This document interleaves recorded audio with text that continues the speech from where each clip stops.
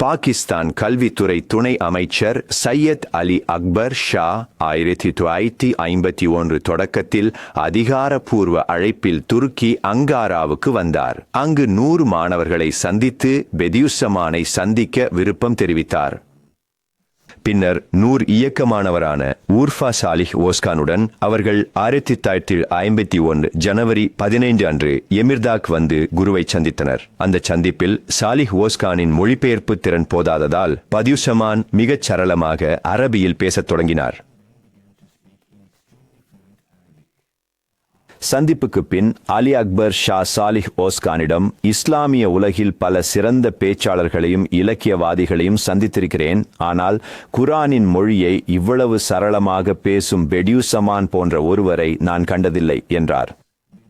பின்னர் பெதியுஸ்ஸமான் அலி அக்பர் ஷாவிற்கு சில ரிசாலே-இ-நூர் புத்தகங்களை அளித்து வழியனுப்பினார்.